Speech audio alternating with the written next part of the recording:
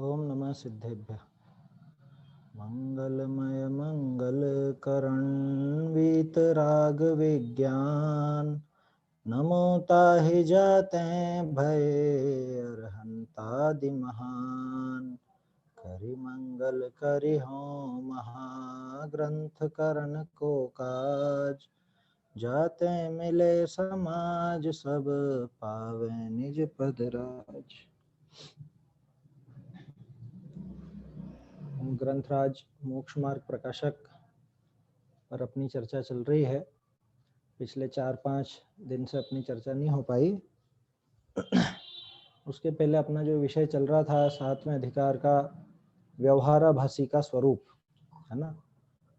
व्यवहाराभासी जो मिथ्या दृष्टि होता है उसके कैसी कैसी भूल रहती है वो यहाँ पर हम देख रहे थे। उसमें कुल अपेक्षा धर्मधारक व्यवहाराभासी भी अपन ने देखा, आज्ञानुसारी भी देखा, देखा देखी चलने वाला भी देखा, परीक्षा रहित और सांसारिक प्रयोजन वाला भी देखा। उसके बाद बात आई धर्म बुद्धि से धर्म धारक। धर्म बुद्धि है, कोई और बुद्धि नहीं है। धर्म बुद्धि से धर्म धारण करने वाला फिर भी व्यवहाराभासी, सच्चा साधर्मी नहीं, सच्चा धार्मिक व्यक्ति नहीं, ऐसा व्यवहाराभासी का प्रकरण था। उसमें मूल बात यही उठी कि ये व्यवहाराभासी क्यों, ये मिथ्या दृष्टि क्यों।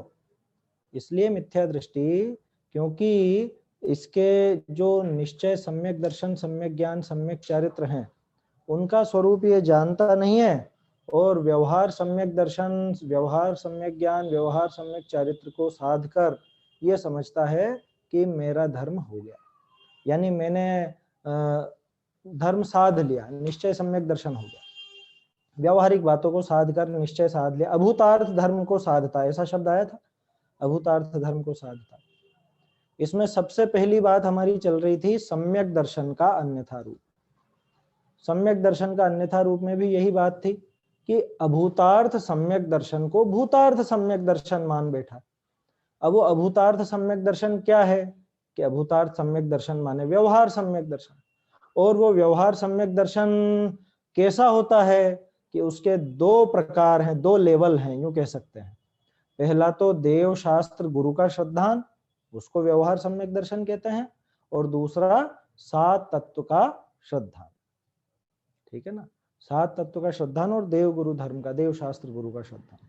तो देव शास्त्र गुरु के श्रद्धान से संबंधित विपरीतता जो इस व्यवहाराभासी के पाई जाती है वो उसके भक्ति के रूप में नजर आती है।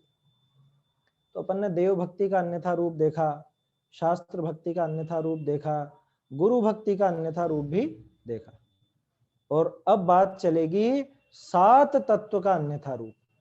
क्योंकि जो दो बातें हमने की थी व्यवहार सम्यक दर्शन के लिए, व्यवहार सम्यक दर्शन में से एक तो था देव गुरु, देव शास्त्र गुरु की भक्ति अथवा देव शास्त्र गुरु का श्रद्धान, और दूसरा था सात तत्व का श्रद्धान।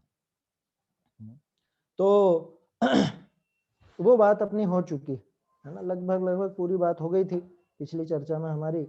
इस प्रकार शास्त्र भक्ति का स्वरूप कहा। उसमें मुझे एक विचार और आया कि जो गड़बड़ें नजर आती हैं वो तो हमने देखी, लेकिन कहीं हम भी तो वैसे ही नहीं है। मेरी बात का अर्थ समझिएगा। कहने का अर्थ ये है कि हमको सच्चे गुरु मिले हैं, ठीक है, अच्छी बात है, लेकिन सच्चे गुरु मिल गए तो सच्चे गुरु की भक्ति कोरा गुरु भक्ति के नाम पर करनी है या उनका स्वरूप समझ के करनी है। हमारे हैं इसलिए सच्चे चाहिए, मतलब इसलिए सच्चे हैं, या सच्चे हैं इसलिए हम उनको पूजें। माने कहने का अर्थ समझ रहे हैं आप, अगर सच्चे हैं और हमको मिले ये तो अच्छी बात है, कुल अपेक्षा जैसी बात तो नहीं हो रही है, ये हमको चेक करना है ना। गुरुदेव की जय, ठीक है, गुरुदेव की जय बोलने वाले हम लोग हैं, तो गुरुदेव की जय अंध गुरु भक्ति के रूप में तो नहीं कर रहे हैं। मेरा ये कहने का तात्पर्य है, ये थोड़ा सा हमको खुद को अपने गिरेबान में झांकना पड़ेगा, खुद अपना अंतरंग टटोलना पड़ेगा कि कहीं अन्य की तरह हम भी तो नहीं तो दूसरों के लिए तो हम कहते हैं, कि दूसरों के लिए इस तरह से कहते रहते हैं कि अन्य व्यक्ति गुरु भक्ति करते हैं और गुरु का स्वरूप नहीं मालूम, और हम गुरु भक्ति करते हैं, हमें गुरु का स्वरूप मालूम है या नहीं, या कोरा हमको भी बस जय बोलने से मतलब है। ये हमें विचार कर लेना चाहिए कि अरे साहब गुरुदेव तो हमारे हृदय में बसे, हमने तो ताबीज बना रखा है उनके नाम का, या हमने तो लॉकेट पहन रखा है उनका, या जेब में उनका फोटो रखते हैं। ये सब भक्ति है या नहीं है? देखो, मन में उनके प्रति श्रद्धा होगी, आदर होगा, तो ये सारे काम भी होंगे। लेकिन दिक्कत कहाँ हो जाती है कि वो इतने मात्र में संतुष्ट हो जाते हैं, इतने मात्र में संतुष्ट कि सुबह सुबह उठ के हम तो नमस्कार करते हैं, हमारे सच्चे गुरुओं को नमस्कार करते हैं, सच्चे भगवान, सच्चे, जैसे वो कुल अपेक्षा वाली बात है वैसी की वैसी बात यहाँ हो जाएगी अगर उनकी कही हुई बात नहीं मानते, कोरी जय बोलते हैं तो। ये मैं कहना चाह रहा हूं। अगर उनका स्वरूप नहीं समझें, अगर उनकी कही हुई बात को स्वीकार नहीं करें और कोरा जय बोलने जितना काम रखें, तो ये भी झूठी गुरु भक्ति हो जाएगी, या साफ शब्दों में कहूं तो अंधभक्ति हो जाएगी। अंधभक्ति। गुरुदेव की जय बोलनी, हमको तो जयकारा लगाना है, लेकिन गुरुदेव कैसे, गुरुदेव ने क्या कहा, उसका हमको कोई मतलब नहीं है। वो उनके अनुसार चलने से या चलना नहीं चलना, ये हमको कोई मतलब नहीं। तो ये थोड़ा सा हमको विचार करना चाहिए, है ना। ये बात मुझे और ख्याल में आई, इसलिए बता दी मैंने। गुरु भक्ति का अन्यथा रूप चल रहा था ना, गुरु भक्ति और शास्त्र भक्ति। ऐसे शास्त्र भक्ति में भी समझना चाहिए ये बात, हालांकि पहले भी कर ली अपन ने, कि यहाँ से छपे हुए ही पढ़ेंगे, वहां से छपे हुए नहीं पढ़ेंगे। ऐसी चिढ़ सी हो जाती है लोगों को, क्या हमको तो यहीं का ही चाहिए। भाई अगर वहां से मतलब किसी संस्था विशेष से अशुद्ध छपता हो या गड़बड़ हो, मिलावट कर दी जाती हो, तो ठीक है, आप बचो। लेकिन जब तक ऐसी कोई संभावना नहीं है, तब तक हमको अगर जिनवाणी है तो बराबर विनय करना चाहिए, है ना। वो चाहे मैं छपाऊं, चाहे आप छपाओ, चाहे कोई भी छपाए, है ना, कोई भी प्रकाशन कराए, बस इतना ध्यान रखें कि उसमें मिलावट ना हो, उसमें कोई गड़बड़ियां ना हो, ये अपने को ध्यान में रखना चाहिए। क्योंकि मैंने देखे हैं बहुत से ऐसे लोग, उनको पक्ष रहता है कि नहीं हमको तो यही वाला समय सार पढ़ना है, हमको वहां वाला पढ़ना है, या हमको वहां वाला नहीं पढ़ना, हमको तो ये वाला पढ़ना है। तो वास्तव में उस समय सार की भक्ति नहीं है, उस जगह की भक्ति है। मान लीजिए कोई ऐसा कहे, मान लीजिए उदाहरण के रूप में कि हमको तो जयपुर से छपा हुआ ही पढ़ना है, सोनगढ़ से छपा हुआ नहीं पढ़ना, या हमको तो सोनगढ़ वाला ही पढ़ना है, जयपुर वाला नहीं पढ़ना। कि भाई क्यों नहीं पढ़ना, कोई लॉजिक तो होगा, है? अगर आपके पास लॉजिक है कि अरे नहीं साहब वहां उसमें गड़बड़ है, ऐसा है वैसा है, या किसी ने अपने मन की बात घुसा दी है, या कुछ ऐसा कर दिया, अगर ऐसी बात है और वो बात सही है, तब तो ठीक है, कोई दिक्कत नहीं। लेकिन बस नहीं हमको यही कही, होते हैं बहुत से, होते हैं इस तरह के पक्षपाती। तो अगर ऐसा पक्ष पड़ा हुआ है तो समझ लीजिएगा कि वो भी अंध भक्ति है, वो सच्ची शास्त्र भक्ति अथवा सच्ची गुरु भक्ति नहीं। इस तरह से देव, शास्त्र और गुरु, इन तीनों की भक्ति के अन्यथा रूप के माध्यम से टोडरमल जी ने यह दिखाया कि कैसे इसके ग्रहित सम्यक दर्शन, ग्रहित मिथ्या दर्शन, है ना, सम्यक दर्शन का अन्यथा रूप किस तरह से पड़ा रहता है।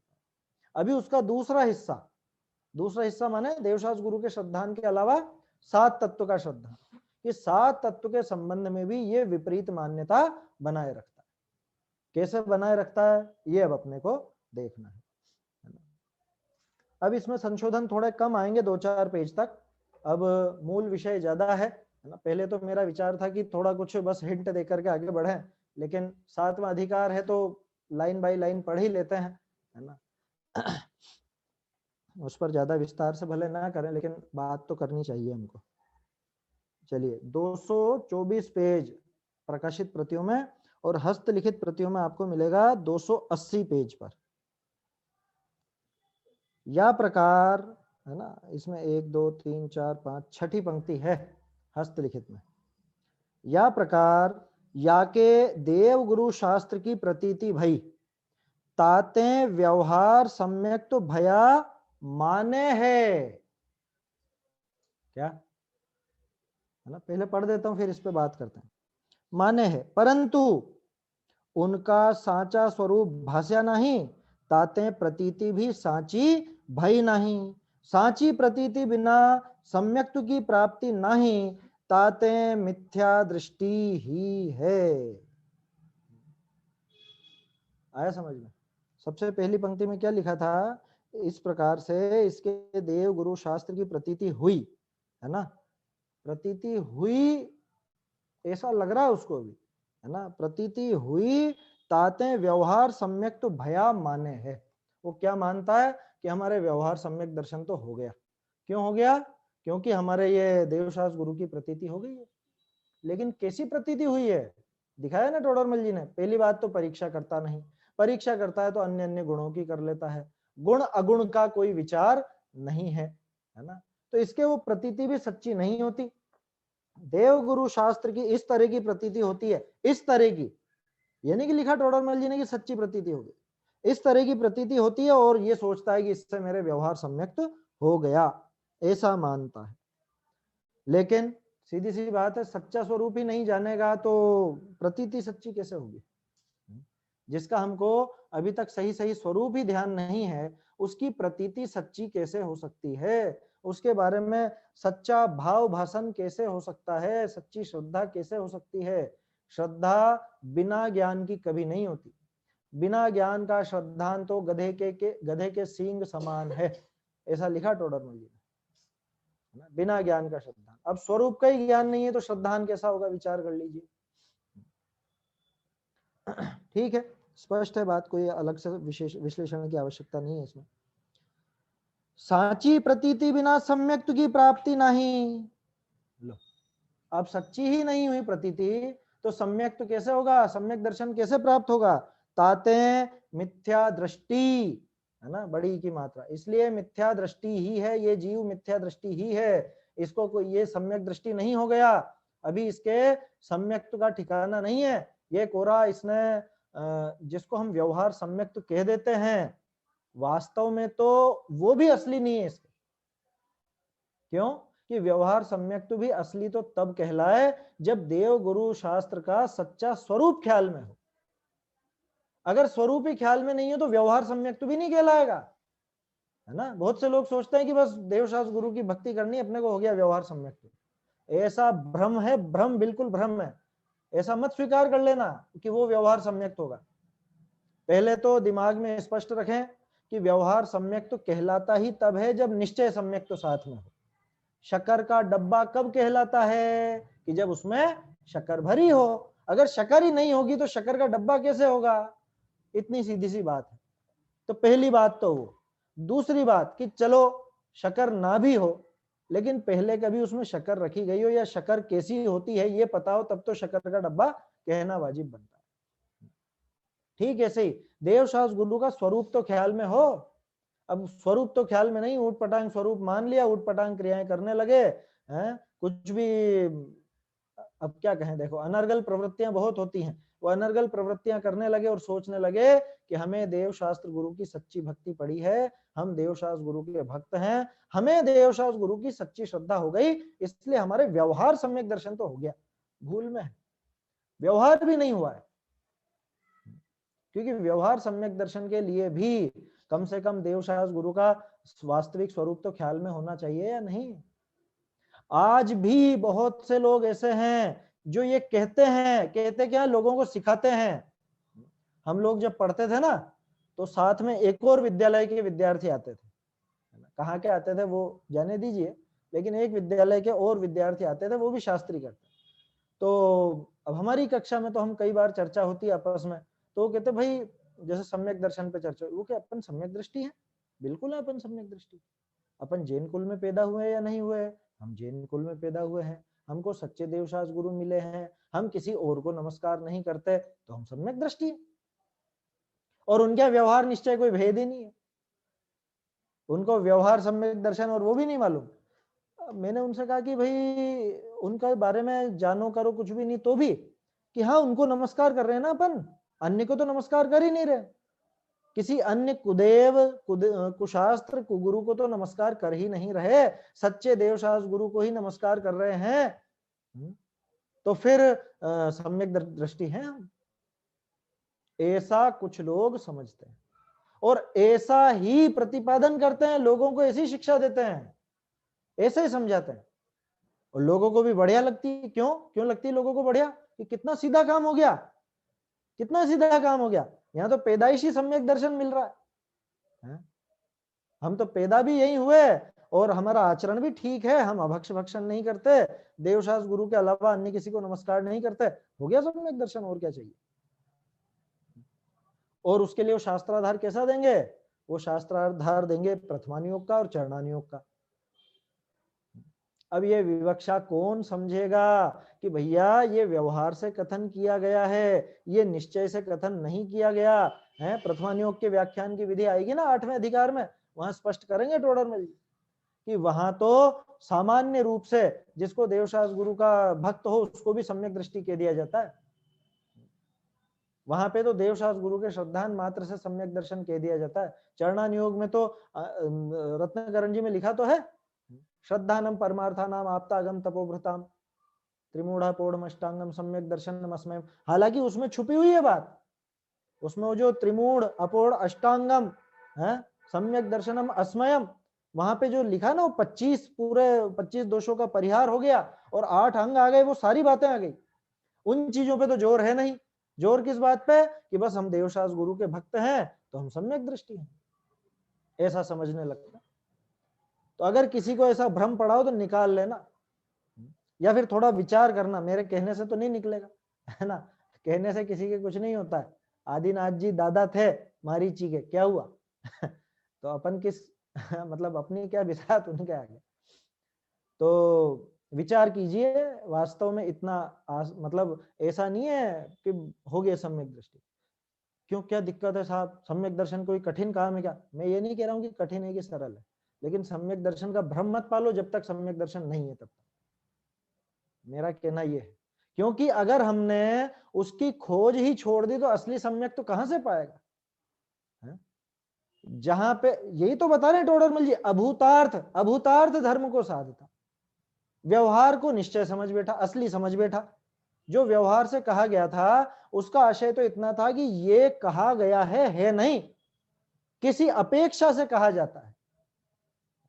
अब वो अपेक्षा क्या है, कैसे है, क्यों है, उस बात को समझे नहीं और हमको खुद को सम्यक दृष्टि मान बैठे। ऐसा नहीं चलता का। तो क्या कह रहे हैं कि जब प्रतीति ही सच्ची नहीं हुई तो साची प्रतीति बिना सम्यक्त्व की प्राप्ति नहीं, ताते मिथ्या दृष्टि ही है। ही लगाया टोडरमल जी ने, ताते मिथ्या दृष्टि ही है, इसलिए मिथ्या दृष्टि है वो, तो प्रतीति सच्ची नहीं हुई है उसको भी। चलिए अब आगे बात आ रही है, क्या है हेडिंग? सप्त तत्व का अन्यथा रूप, 7 तत्वों का अन्यथा रूप। असल में सम्यक दर्शन का ही अन्यथा रूप है ये, है ना। सप्त तत्व का अन्यथा रूप का मतलब जैसे देव का अन्यथा रूप बैठा था उसके दिमाग में, जैसे शास्त्र का, जैसे गुरु का अन्यथा रूप बैठा हुआ था उसके दिमाग में, या उनकी भक्ति का अन्यथा रूप बैठा हुआ था, ऐसे ही 7 तत्व के संबंध में अन्यथा रूप बैठा हुआ है। इसका अर्थ समझा? इसका अर्थ यह है कि 7 तत्व के बारे में कुछ ना कुछ तो बैठा हुआ है। ये उस व्यक्ति की बात नहीं है जो 7 तत्व को स्वीकार ही नहीं करे, जाने ही नहीं, समझे ही नहीं। ये उसकी बात है कि जो 7 तत्व के बारे में कुछ ना कुछ तो समझता है, कुछ ना कुछ तो बैठा है। जो शुरू में कहा था टोडरमल जी ने, अब जो जीव जैन हैं, जैन शास्त्रों को पढ़ते हैं, ये पढ़ा लिखा है लेकिन ये गलत बिठा लिया दिमाग में। बिठाया तो सही लेकिन गलत बिठाया। बिठाया तो सही का मतलब सही सही नहीं बिठाया, ऐसा मत समझ लेना। वो तो अपन बोलते हैं ना इस तरह से, उसने बैठाया तो है लेकिन गलत बैठाया है, ये कहना चाह रहा हूं। कैसे वो देखिए। बहुरी, पहले इसको पढ़ लेते हैं फिर चर्चा करेंगे। बहुरी शास्त्र विषय तत्वार्थ श्रद्धानम सम्यक दर्शनम, ऐसा वचन कया है, स्पष्ट लिखा ही है ये तो अपने तत्वार्थ सूत्र में। ताते शास्त्र विषय जीवादि तत्व लिखे हैं, तैसे आप सीख ले हैं। पढ़ लिया ना, वितरा विज्ञान पाठमाला भाग 1 में पढ़ लिया, उसके बाद और भी चीजें पढ़ ली, तत्वार्थ सूत्र की कक्षाएं भी अटेंड कर ली, और भी बातें सीखी, समय सार आदि भी पढ़ लिया, वो सब बातें आ जाएंगी इसमें सारी। पढ़ा लिखा मिथ्या दृष्टि है ये। ताते हैं शास्त्र ने विषय जीवादि तत्व लिखे हैं, तैसे आप सीख ले है। ये किसके लिए है ये बात? ये अपन जैसे लोगों के लिए बात है। सीख लिए साहब, नहीं सीखा आपने है? अभी किसी से भी पूछो खट से बता देंगे सब 7 तत्व कौन कौन से हैं, कैसे हैं, क्या उनका स्वरूप है, निश्चय से क्या है, व्यवहार से क्या है, सब बता देंगे सब। मेरे ख्याल से कोई भी अभी चर्चा में ऐसा व्यक्ति नहीं बैठा है जिससे ये चीजें पूछो और वो न बता सके। सब पढ़े लिखे हैं। क्या कह रहे हैं? ताते शास्त्र नि विषय, क्यों क्यों सीखा इसने? और क्योंकि लिखा है तत्वार्थ श्रद्धानम सम्यक दर्शन। साफ साफ लिखा है शास्त्र में, तत्वार्थ सूत्र में, कि तत्वार्थ का श्रद्धान करना सम्यक दर्शन है। इसलिए सबसे पहले क्या काम करना कि ताते जिनवर कथित तत्व तत्व अभ्यास करीजिए। इसलिए साहब हम तो 7 तत्वों के बारे में पढ़ते रहते हैं, सुनते रहते हैं, चिंतन करते रहते हैं, ये काम हम करते रहते हैं। तो सीख लिया, सीख लेता है। और देखो तहां उपयोग लगावे है, सबका उपयोग लग रहा है कि नहीं?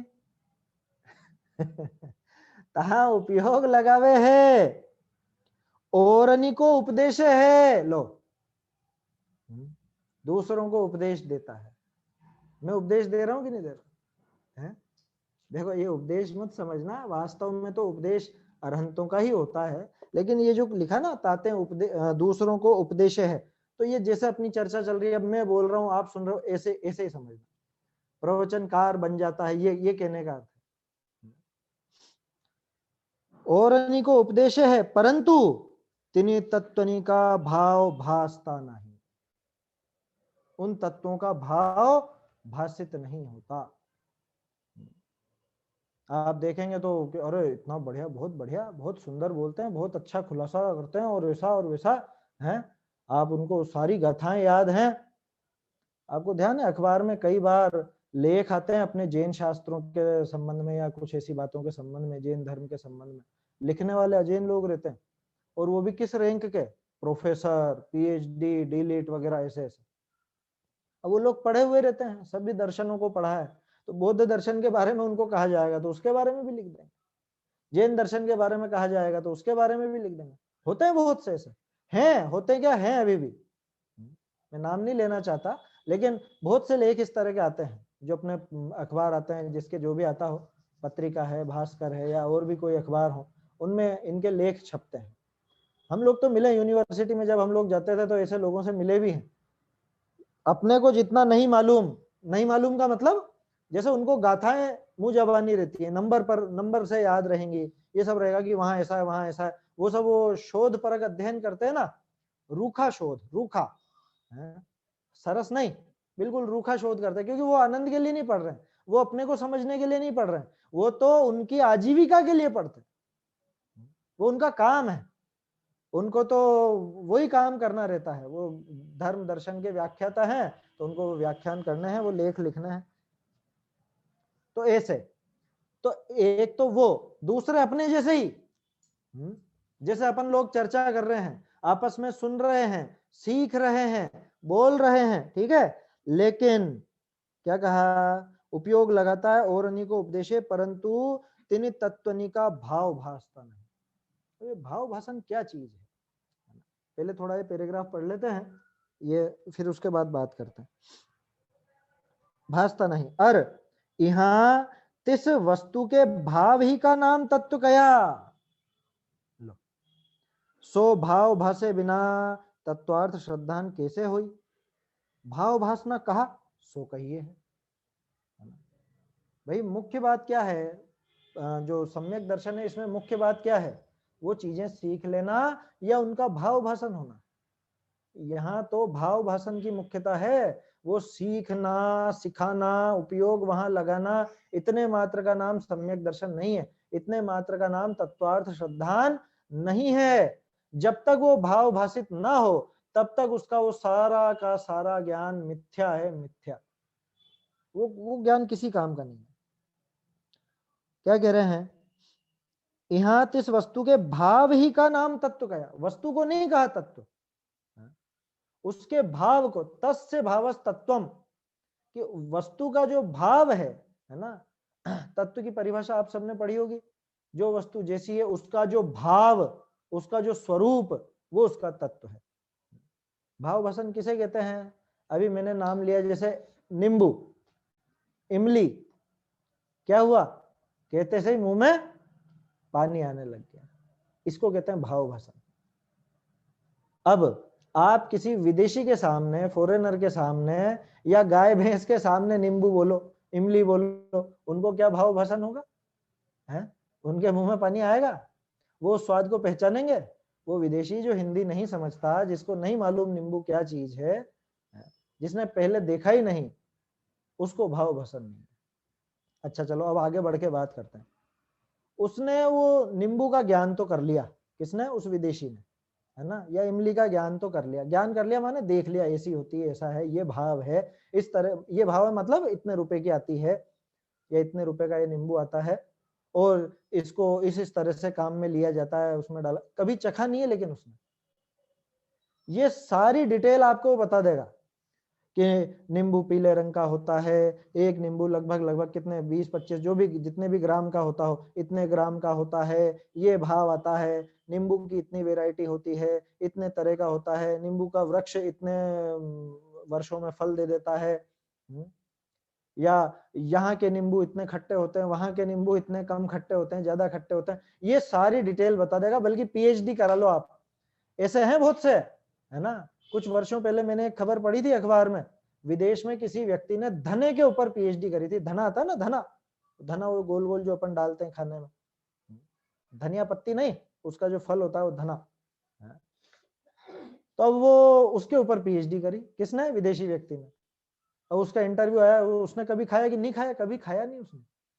वो कैसे उगता है, क्या होता है, वो सारी डिटेल वो आपसे ज्यादा जानता है ना? हमारी जो महिलाएं हैं भारत में, उनसे ज्यादा जानता है वो उस धने के बारे में। लेकिन वो धना कैसा स्वाद वाला होता है, क्या काम करता है, ये उसको कुछ भी मालूम नहीं। भाव भाषण नहीं आया समझ में? तो नींबू इमली कहते हैं, जैसे आपको एकदम खटास या एकदम मुंह में लार सी बनने लगी। पिछली चर्चा में शायद अपनी चर्चा हुई थी, भाव भाषण के लिए एक शब्द था, शब्द सामानाधिकरण्य। उस दिन शायद वीर सागर जी भाई साहब की कक्षा भी थी, तो वो तो काफी पहले हुई होगी। शब्द सामानाधिकरण्य नाम की एक चीज होती है न्याय ग्रंथों में। तो शब्द सामानाधिकरण्य का अर्थ यह है कि वो नाम लेते ही आपको वो भाव ख्याल में आए। जैसे अरे आग लगी, अब आग लगी का क्या मतलब है? भाव भाषण का क्या मतलब है? आग लगी का क्या मतलब? कि अच्छा हाँ हाँ आग लग गई है। ये आग लगी कहते से उठ के भागते हैं, भगदड़ मच जाती है, वो होता है भाव भाषण। किसी ने ये सुना आग लगी, इतने में तो भगदड़ मच जाएगी, इसको कहते हैं भाव भाषण। ऐसा भाव भाषण इसको 7 तत्वों के संबंध में नहीं होता। 7 तत्वों के संबंध में पढ़ लेता है, सीख लेता है, सिखा देता है, उपदेश दे देता है, क्या? परंतु तिनि तत्वनि का भाव भासता नहीं। और यहाँ तिस वस्तु के भाव ही का नाम तत्व गया। सो भाव भाषे बिना तत्वार्थ श्रद्धान कैसे हुई? भाव भाषे बिना तत्वार्थ श्रद्धान कैसे होगा? जब तक हमको इनका भाव भाषण नहीं होगा तब तक। बढ़िया बात है, बिल्कुल अंदर उतारने की है। ये अपन पढ़ जाते हैं, 7 तत्वों का स्वरूप अपन पढ़ लेते हैं, सीख लेते हैं, सिखा देते हैं, करते ही है ये सब काम। तो जितने भी बैठे हुए मेरे ख्याल से इस पे चर्चा किसी से कराओ तो आराम से 15-20 मिनट, आधा घंटा तो कोई भी बोल सकता है। सब इतने पढ़े हुए हैं जो भी अभी चर्चा में बैठे, है ना? लेकिन भाव भाषण जिसको हो तो बहुत बहुत धन्यवाद की बात है, साधुवाद के पात्र हैं जिनको भाव भाषित हुआ हो, और नहीं हुआ है तो अपने को विचार करना चाहिए। तो अब प्रश्न खड़ा होता है कि ये भाव भाषण क्या? भाव भाषण कहा सो कहिए है, क्या होता है ये भाव भाषण? बहुत सुंदर उदाहरण दिया है टोडरमल जी ने। अपन ने तो नींबू इमली का लिया, यहाँ टोडरमल जी बिल्कुल सटीक उदाहरण दे रहे। जैसे को पुरुष चतुर होने के अर्थ, बुद्धिमान बनने के लिए क्या करता है? शास्त्र करी स्वर ग्राम मूर्छना रागनिका रूप, है ना? इसमें क्या था? हाँ ठीक है, स्वरूप छपा है, कोई दिक्कत नहीं, रूप और स्वरूप में। रागनी का रूप, ताल, तान के भेद, भेद तिनको सीखे है। बहुत सुने तो ये नाम ही नहीं सुने होंगे। क्या होता है ग्राम किसे कहते हैं, मूर्छना किसे कहते हैं, स्वर तो सुना है सबने, है ना, स्वर क्या होता है, लेकिन उसकी डिटेल पता नहीं है अपने को। अपन संगीत शास्त्र पढ़े हुए नहीं है, तो अब नहीं पढ़े हुए है ना, लेकिन अब अपन उसको सीखने के लिए क्या करते हैं, बुद्धिमान बनने के लिए या उस विषय में चतुर होने के लिए ये सब चीजें सीख लेते हैं। किससे? शास्त्र से। स्वर भी सीख लिया, ग्राम भी सीख लिया, मूर्छना, रागों का रूप, ताल, कितने प्रकार की, कैसी ताल होती है, कैसी तान होती है, इन सब के भेदों को सीखा, परंतु स्वरादिक का स्वरूप नहीं पहचाने हैं लोग। शास्त्र से तो सीख लिया है, शास्त्र से तो सीख लिया। जैसे एक छोटा सा उदाहरण देता हूं आपको, संस्कृत में जो छंद होते हैं ना, जैसे अनुष्टुप छंद होता है, शार्दुल विक्रीडित छंद होता है, उपजाति छंद होते हैं, हिंदी में भी होते हैं, दोहा, सोरठा वगैरह, ये सब अब आपने सीख लिया कि ये इतनी मात्रा का होता है। जैसे उपजाति 11 मात्रा का होता है, शार्दुल विक्रीडित 17 अक्षर का होता है, मात्रा नहीं अक्षर। तो ऐसे कुछ मात्रिक छंद होते हैं, कुछ शाब्दिक छंद होते हैं, ये सब चीजें आपने सीख ली। संगीत की चीजें वो शास्त्र से तो सीख लिया, अब लेकिन मैं आपके सामने वो छंद गाऊं तो आपको पता ही नहीं चले कि ये वही छंद है। बात समझ में आ रही है? जैसे भक्तामर स्तोत्र, ठीक है, प्रचलित उदाहरण है, इस वजह से उसका नाम लिया, ऐसा कोई सा भी ले सकता है। कौन सा छंद है? नहीं मालूम लोगों को। किसी किसी ने ऊपर पढ़ा होगा तो वसंत तिल का छंद है, 14 अक्षर का छंद होता है? ऐसा वो वहां पे पढ़ के सीख तो जाए भले कि 14 अक्षर का वसंत तिल का, लेकिन जब मैं वो धुन गाऊं तो वो समझे ही नहीं कि ये कौन सा छंद है, या अगर मैं धुन पलट दूं तो नहीं समझ पाएगा। अलग अलग धुनों में गाया जा सकता है ना, संस्कृत छंदों की ये विशेषता होती है, अलग अलग धुनों में भी गाया जा सकता है। जैसे ही धुन पलटी, वो स्वर पलटा, उसको पता ही नहीं है क्या क्या गा रहे हैं, क्या है क्या नहीं। तो वैसे ही शास्त्रों से सीख तो लिया, लेकिन स्वरादिक का स्वरूप ना ही पहचाने। अब देखो संगीत शास्त्र का मुझे भी ज्ञान नहीं है ज्यादा, इसलिए उस पर ज्यादा उदाहरण नहीं दे सकते, इसलिए अपन ने वो भक्तामर आदि का नाम लिया यहाँ। स्वरूप पहचानी भय बिना, अन्य स्वरादिक को अन्य स्वरादिक रूप माने है, वा सत्य भी माने है, तो निर्णय करी नहीं माने है। लो ये क्या हुआ कि कोई स्वर या कोई, अपन तो छंद पे आते हैं, है ना, स्वर वाली चीज अपने समझ से बाहर है, मुझे भी ज्ञान नहीं है इसका, संगीत वगैरह का। छंदों की बात करें, जैसे एक वो है ना छंद अपने इसमें पूजा पीठिका में आता है, पूजा पीठिका में भी वसंत तिल का छंद आता है संस्कृत में।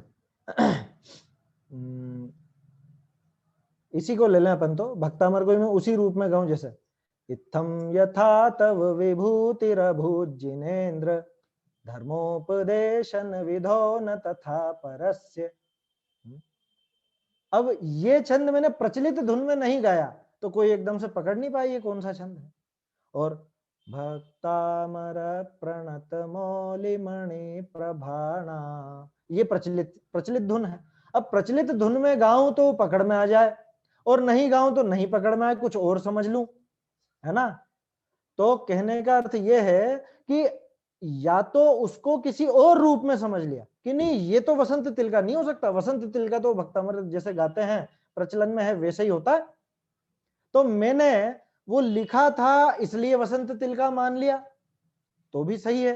तो भी सही है का मतलब सही को सही समझा तो है, लेकिन स्वरूप जान के नहीं समझा, या अलग धुन में गाया तो ये तो कोई अलग छंद होगा ऐसा मान बैठा, तो उस सही को गलत भी समझ लिया तो भी स्वरूप जाने बिना समझा, सही को सही समझा तो भी स्वरूप जाने बिना समझा। कहने का ये अर्थ है।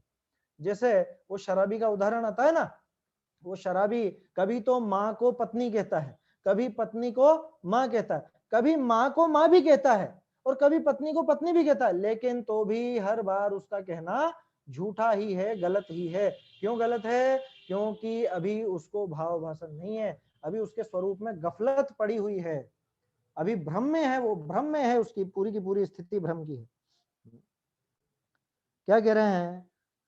स्वरूप पहचान भय बिना, अब वो स्वरों का स्वरूप नहीं पहचाना तो अन्य स्वरादिक को अन्य स्वरादिक रूप मान के मानता है, वह सत्य भी माने है, सही सही भी मान लेता है, लेकिन दिक्कत क्या है, निर्णय करी नहीं माने, निर्णय नहीं है। कोई कुछ कह देगा कि नहीं नहीं ये नहीं है ऐसा, ये तो दूसरा है, दूसरे धुन है, दूसरा छंद है, या कुछ और है, तो वो वैसा मानने लग जाएगा कि हाँ ठीक है वैसा ही होगा। जैसे मान लो अभी मैंने आपको कोई बात बताई है ना, किसी विषय के संबंध में, यही छंदों के संबंध में, आप लोगों ने ज्यादा साहित्य नहीं पढ़ा है तो आप बस कह रहे हो तो मान रहे हो, मतलब मैं कह रहा हूं तो आप मान रहे हो। कोई दूसरा विद्वान आएगा और वो साहित्याचार्य होगा, अब वो कहेगा नहीं नहीं ऐसा नहीं होता है, ऐसा होता है, तो आप कहोगे ठीक है ये है ना, क्योंकि स्वरूप तो समझा ही नहीं ना उसका। स्वरूप अगर समझ लेते तो दिक्कत नहीं थी, निर्णय करके नहीं मानता, स्वरूप नहीं जानता इसलिए निर्णय करके नहीं मानता। देखिए यहाँ पे वाके चतुरपनो होए नहीं, इस वजह से उसके वो चतुरपना नहीं होता। शास्त्र अनुसार सीख तो गया लेकिन भाव भाषा नहीं होने के कारण उसके वो चतुरपना जरा भी नहीं होता।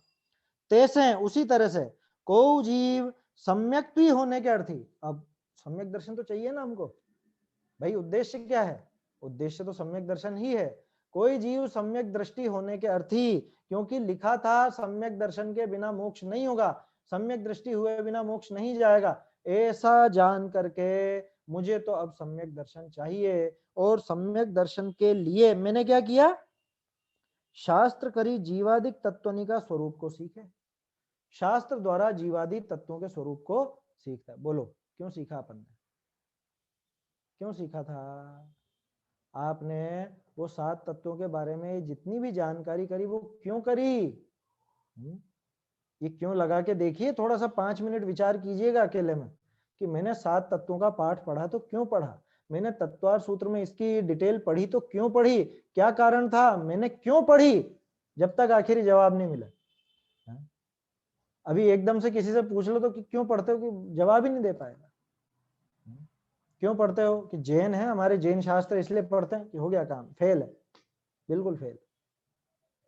कह रहे हमारे शास्त्रों ने लिखा, हमारे आचार्यों ने लिखा ये शास्त्र इसलिए पढ़ते हैं, ये भी फेल।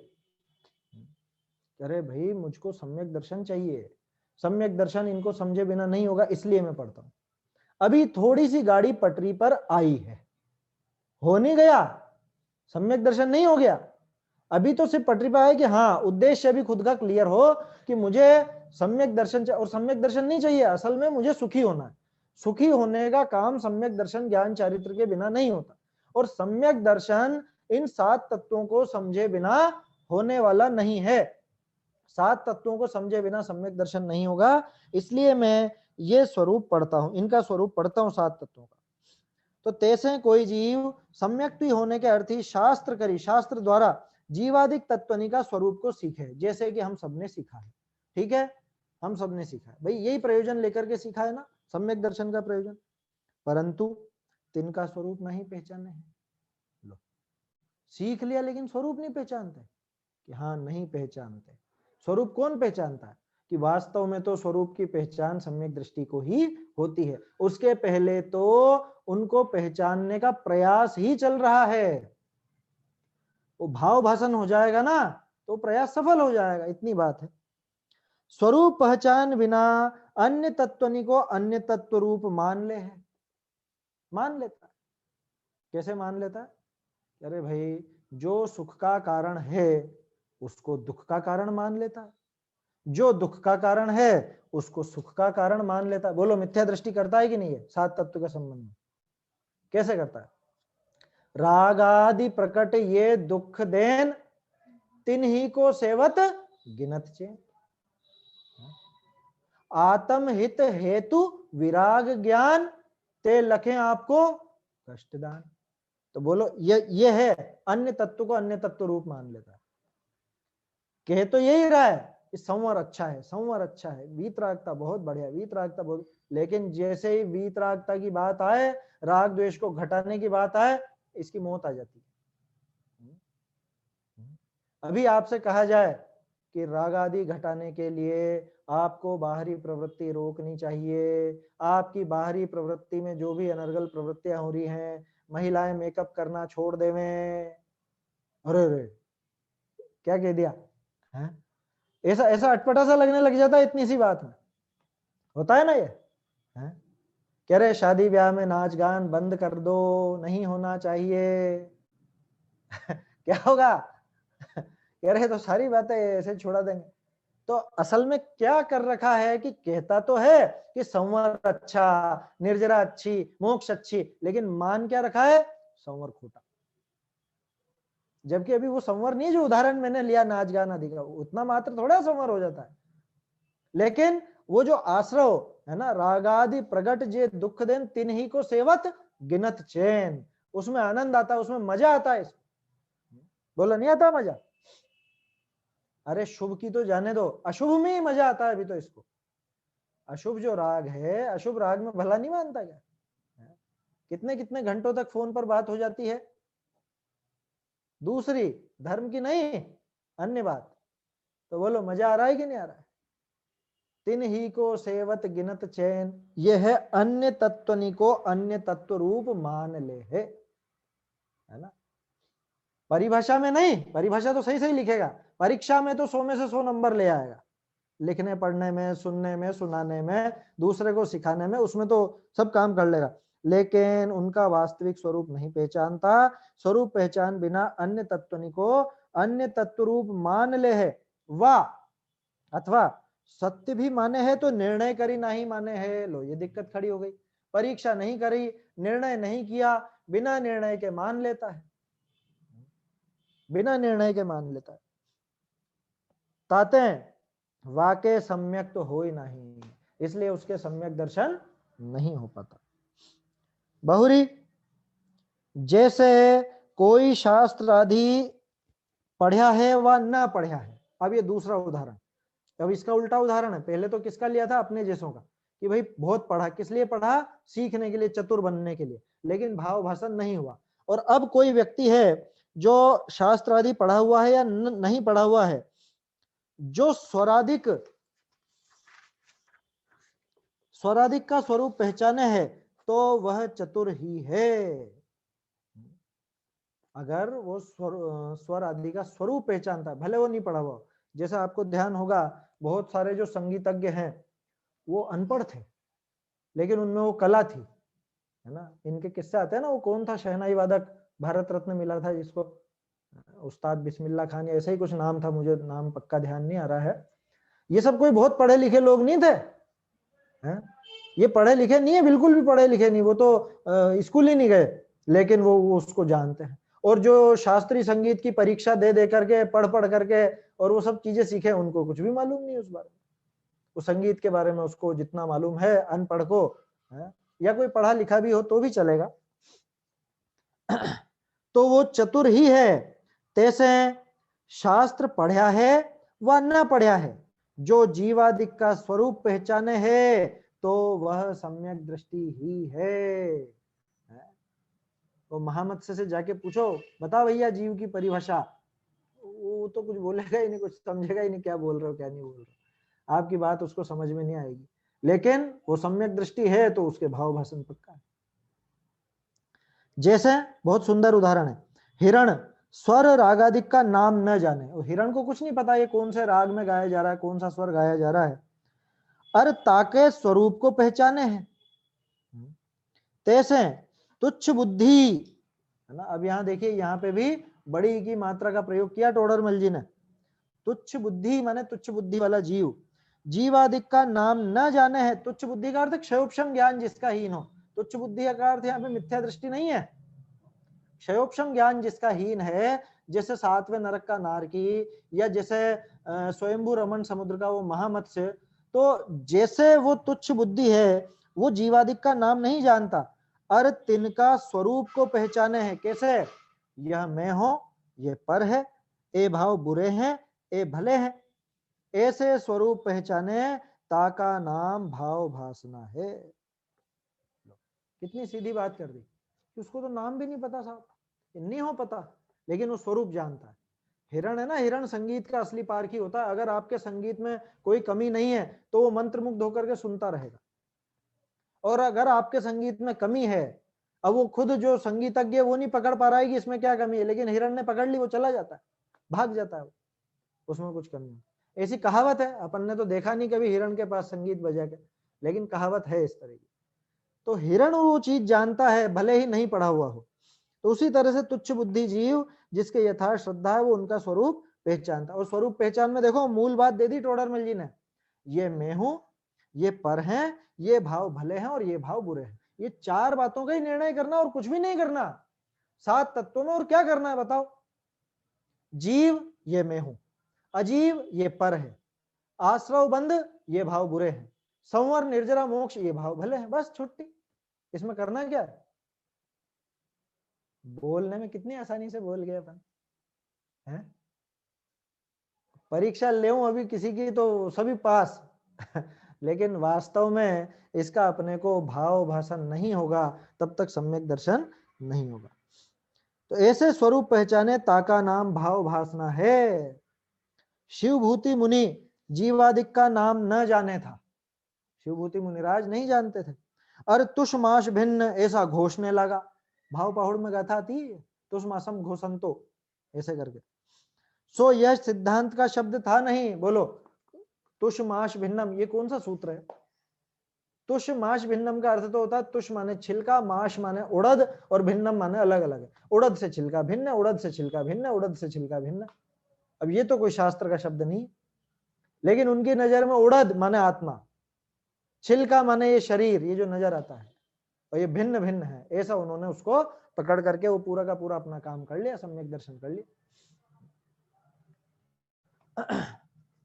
क्या कह रहे हैं? शिवभूति मुनि जीवादिक का नाम न जाने था और तुषमाश भिन्न ऐसा घोषने लगा। सो यह सिद्धांत का शब्द था नहीं, परंतु आपा पर का भाव रूप ध्यान किया ताते केवली भया।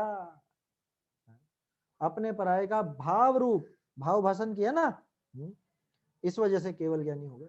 और 11 अंग के पाठी जीवादिक तत्वों का विशेष भेद जाने। लो अब उनके मुकाबले तो कौन क्या जानता हो, परंतु भाव भाषे नहीं ताते मिथ्या दृष्टि ही रहे है। किसके लिए आई बात? द्रव्यलिंगी मिथ्या दृष्टि की आई या नहीं? 11 अंग 9 पूर्व का पाठी द्रव्यलिंगी मिथ्या दृष्टि है ना, उनकी बात आई ना। यहाँ प्रकरण किसका चल रहा है? व्यवहाराभासी का। व्यवहाराभास ग्रहित मिथ्या तो है या नहीं है?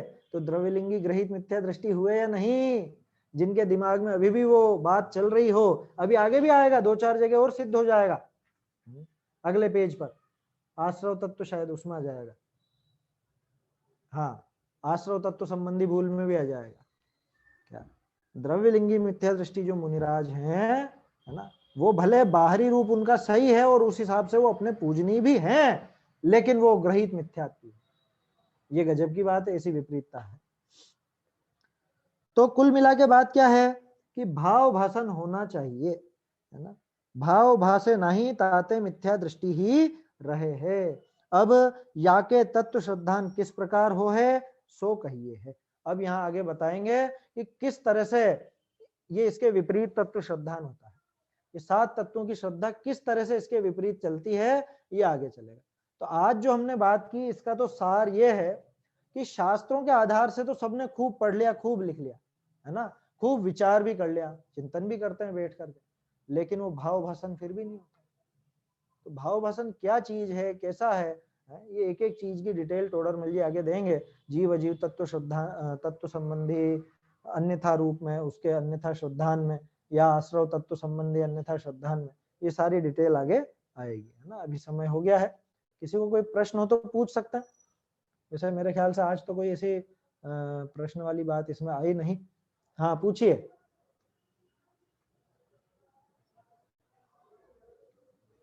विनीत जी ये ऑडियो अनम्यूट कर देना, इनका प्रश्न उठा है।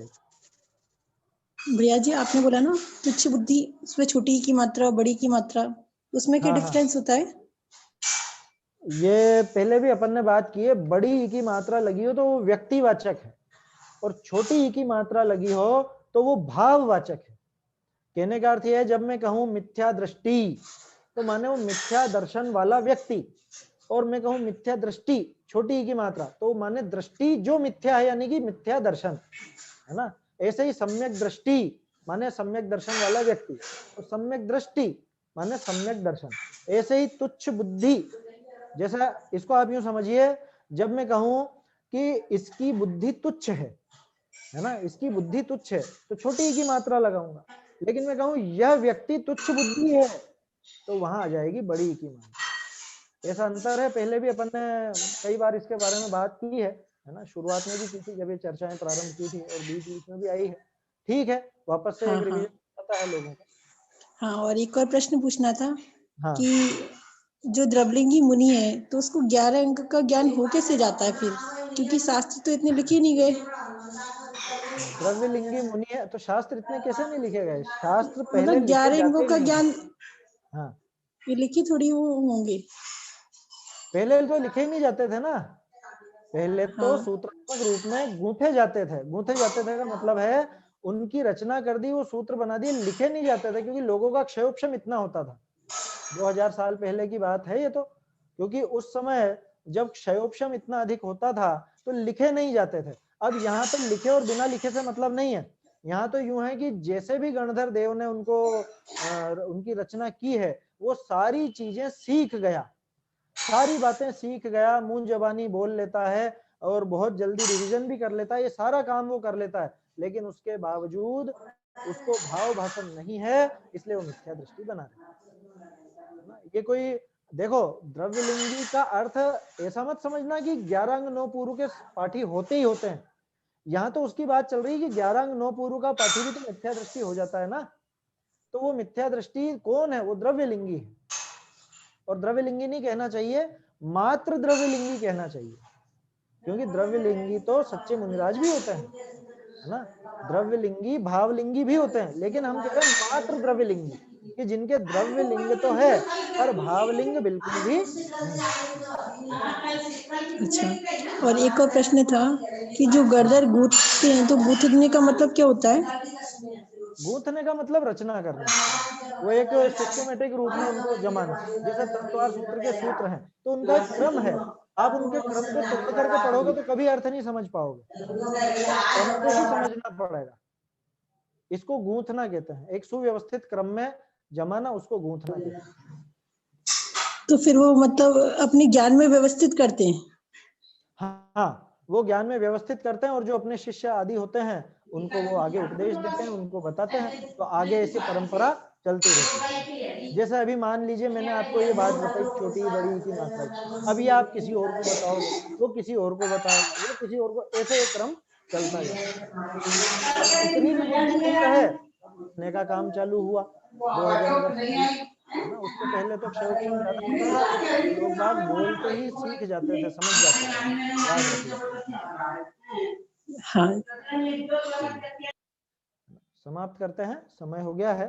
कल अपन देखेंगे आगे जीव अजीव तत्व का अन्यथा रूप, और ऐसे ही अन्य तत्वों का भी अन्यथा रूप कैसे पड़ा रहता है, उसकी चर्चा आगे कल करेंगे। निज निधि निज में बताई यह अनंत उपकार है, इसके लिए जिन वाणी माँ को वंदना शत बार है, वंदना शत बार है।